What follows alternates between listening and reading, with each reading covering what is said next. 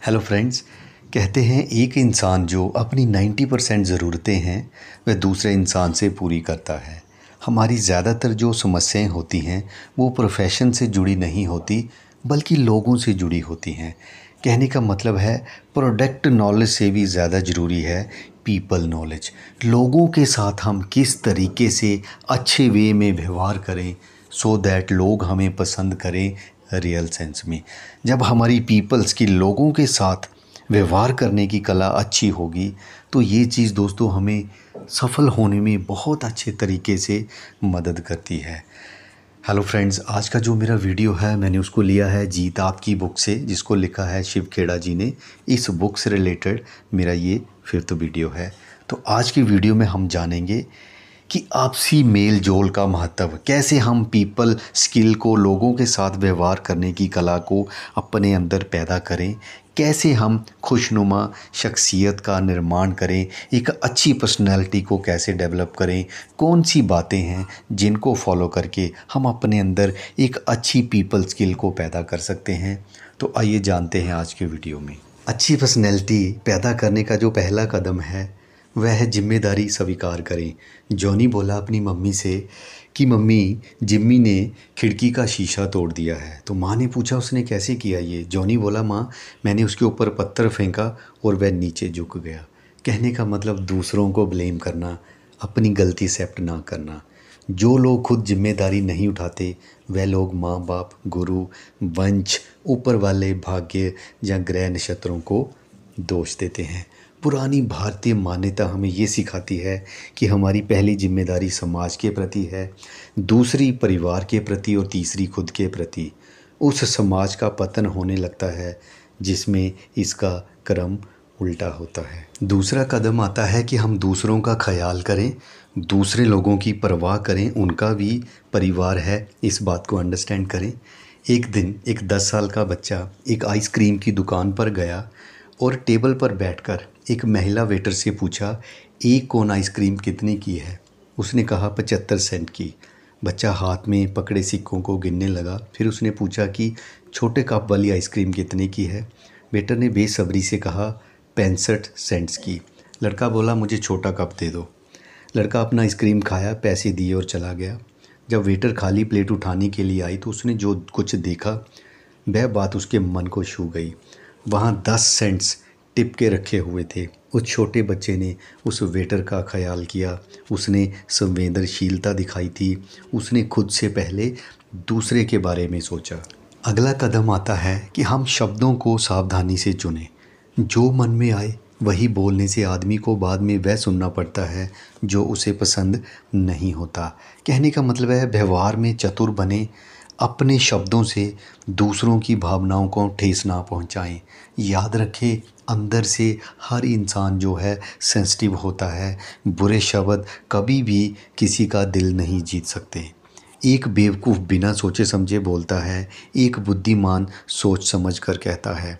कड़वाहट भरे शब्द भरपाई ना किया जा सकने वाला नुकसान पहुंचा सकते हैं।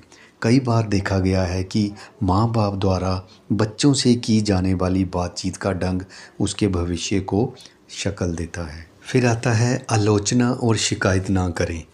आलोचना से हमेशा बचे रहने का केवल एक ही तरीका है कि हम ना तो कुछ करें, ना कहें और ना ही अपने पास कुछ रखें। लेकिन इस तरह हम आखिर में एक नकारा इंसान बन जाएंगे। तो दोस्तों, आलोचना करनी है, करनी चाहिए, लेकिन इसको हम पॉजिटिव वे में करें। मतलब हमारी जो नीयत है उसको एक सल्यूशन देने वाली हो, ना कि उसका मजाक उड़ाने वाली हो, उसको नीचा दिखाने वाली हो। जब इस तरीके की मानसिकता के साथ हम आलोचना करेंगे वो गलत है। व्यवहार की आलोचना करें, ना कि व्यक्ति की। गलत आलोचना दो वजहों से की जाती है। एक तो है कि जब आलोचना अज्ञानता की वजह से की जाती है तो सही जानकारी देकर उसे आसानी से सुधारा जा, बंद कराया जा सकता है। दूसरी, कई बार हम किसी की आलोचना करते हैं, हमारे अंदर जेलस होती है, जलन होती है। जब आलोचना जलन की वजह से होती है तो इसे छिपी हुई तारीफ़ के रूप में स्वीकार करें। हमारी गलत आलोचना इसलिए हो रही है कि आलोचक हमारी जगह खुद को देखना चाहता है। लेकिन वहाँ ना हो सकने की वजह से वह तारीफ़ की जगह आपकी आलोचना करता है।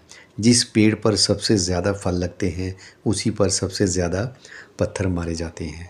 तो कहने का मतलब है, आलोचना हमेशा अकेले में करें, सबके सामने नहीं। ऐसा क्यों?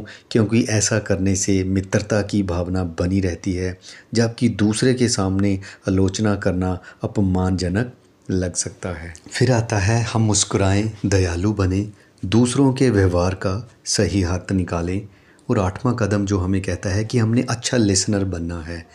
हम लोगों को अक्सर कहते सुनेंगे कि बातचीत की कला मर रही है, लेकिन क्या हमको नहीं लगता है कि अच्छा श्रोता मिलना, अच्छा लिसनर मिलना काफ़ी मुश्किल है? जब कोई हमें इंसान प्रॉपर नहीं सुनता है तो हमारे मन में किस तरह के भाव पैदा होते हैं। हमें लगता है यार उसने हमें निगलेक्ट कर दिया, रिजेक्ट कर दिया, बड़ा डिजेक्टेड सा फील करते हैं, बड़ा गुस्सा आता है ना। हमें लगता है कि यार हमारी वैल्यू नहीं है कोई, बड़ा इग्नोर किया उसने हमने, बड़ा हम अनइम्पॉर्टेंट सा, एम्बैरेस्ड, डिसहार्टन्ड, डीमोटिवेटेड सा फील करते हैं। और दूसरी तरफ जब कोई हमें अच्छा महसूस करवाता है, अच्छे से हमारी बात को सुनता है, तो हम बड़ा सेटिस्फाइड, इनकरेज्ड, बड़ा हैप्पी, बड़ा एप्रिशिएटेड, बड़ा इंस्पायर्ड फील करते हैं। तो अच्छा लिसनर होना बहुत अच्छी क्वालिटी है जो कि होनी चाहिए। फिर आता है, हम उत्साही बने, हमारे अंदर जोश हो, बी एंथुसियास्टिक। बिना उत्साह के कभी कोई बड़ा काम नहीं हुआ। Ralph Waldo Emerson. उत्साह और सफलता साथ साथ चलते हैं, मगर उत्साह का नंबर पहला है। उत्साह जो है आत्मविश्वास, आत्मबल और वफादारी को बढ़ाता है, ये अमूल्य है। उत्साह एक से दूसरे में फैलता है। हम किसी व्यक्ति के बात करने, चलने और हाथ मिलाने के ढंग से उसके उत्साह को महसूस कर सकते हैं। उत्साह, जोश जो है एक तरह की आदत है, इसे अपनाया जा सकता है और इसका अभ्यास किया जा सकता है। कई दशक पहले चार्ल्स शॉप, जिसकी सालाना तनख्वाह $10 लाख थी, से एक बार पूछा गया कि क्या वह स्टील बनाने की अपनी विशेष योग्यता की वजह से इतनी तनख्वाह पाते हैं। उन्होंने जवाब दिया, लोगों का उत्साह बढ़ाने की योग्यता ही मेरी सबसे बड़ी पूंजी है, और किसी व्यक्ति की क्षमता को पूरी तरह से विकसित करने का तरीका प्रोत्साहन और प्रशंसा है। जब तक ज़िंदगी है, जिंदा दिली से जिएं, मौत आने से पहले ही मुर्दा ना बने। उत्साह और इच्छा साधारण व्यक्ति को असाधारण बनाती है। सिर्फ एक डिग्री के फ़र्क से पानी भाप बन जाता है और भाप बड़े से बड़े इंजन को खींच सकती है। उत्साह हमारी ज़िंदगी के लिए वही काम करता है। 10वां कदम अच्छी पर्सनैलिटी के लिए ये कहता है कि हम जब किसी की तारीफ़ करें, प्रशंसा करें, तो ईमानदारी से, सच्चाई से करें। प्रशंसा और चापलूसी में फ़र्क होता है, इन दोनों में सच्चाई का फ़र्क होता है। प्रशंसा जो है दिल से होती है, जबकि चापलूसी ज़ुबान से। एक में असलियत होती है तो दूसरी में स्वार्थ छिपा होता है।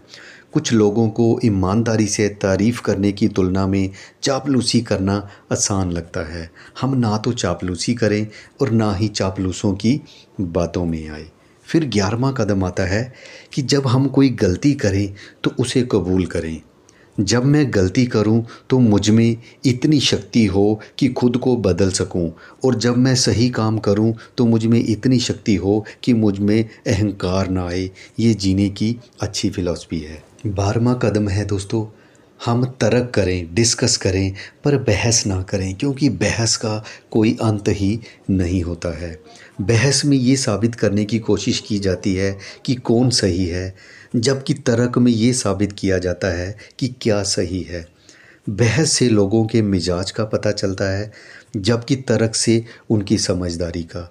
बहस में अज्ञानता की अदला बदली होती है, जबकि तर्क में ज्ञान की।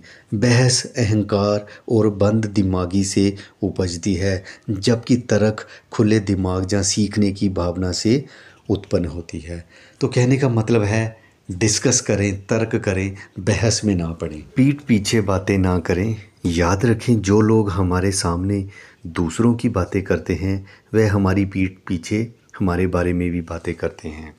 फिर आता है, हम जो भी प्रॉमिसेस करते हैं हम उनको पूरा करें। अगर आप बच्चों को कुछ कह रहे हो, अपनी वाइफ के प्रति कुछ कह रहे हो, या पेरेंट्स से कोई प्रॉमिस कर रहे हो, अपने बॉस के, अपने दोस्तों के साथ, कुछ भी हम जो भी प्रॉमिसेस करते हैं हम उसको पूरा करें। ये चीज़ हमारी क्रेडिबिलिटी को बढ़ाती है। देन 15 नंबर पे आता है एहसान माने। मतलब अगर हम किसी का अच्छा करते हैं तो बदले में ये उम्मीद ना करें कि वह भी हमारे साथ अच्छा करे। अच्छी पर्सनैलिटी के लिए दोस्तों हमारा भरोसेमंद वफ़ादार होना भी ज़रूरी है। काबिलियत होना ज़रूरी है लेकिन भरोसेमंद होना अनिवार्य है।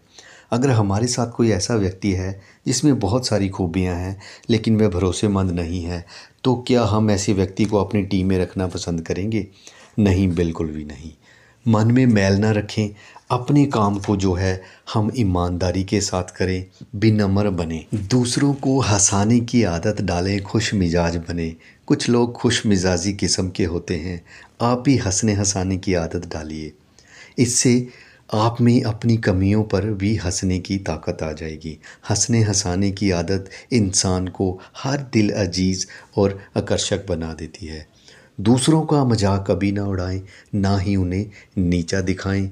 दोस्त पाने के लिए दोस्त बने। अच्छी पर्सनैलिटी बिल्ड करने का लास्ट कदम है दूसरों की भावना को महसूस करें। दूसरे से किए गए और अपने साथ किए गए नाजायज़ व्यवहार को हम अलग अलग तराजू पर तोलते हैं। किसी अच्छी शख्सियत का एक अत्यंत महत्वपूर्ण गुण दूसरों की अनुभूतियों को समझना है। जिसमें ये गुण होता है वे खुद से ये सवाल पूछते हैं, मुझे तब कैसा महसूस होता जब कोई दूसरा मेरे साथ ऐसा व्यवहार करता। लास्ट में दोस्तों लॉयड शेयर्स की लाइंस हैं, एक अच्छा इंसान बने, प्रतिज्ञा करें कि आप छोटों के साथ नरमी से, बड़ों के साथ करुणा से, संघर्ष करने वालों के साथ हमदर्दी से और कमज़ोर व गलती करने वालों के साथ सहनशीलता से पेश आएंगे। क्योंकि हम अपने जीवन में कभी न कभी इनमें से किसी न किसी स्थिति से गुज़रते हैं। तो यहीं पे वीडियो का एंड करता हूँ फ्रेंड्स। उम्मीद करता हूँ वीडियो आपको पसंद आया।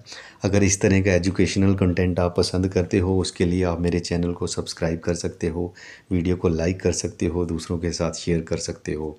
कीमती समय दिया, थैंक्स फॉर वॉचिंग।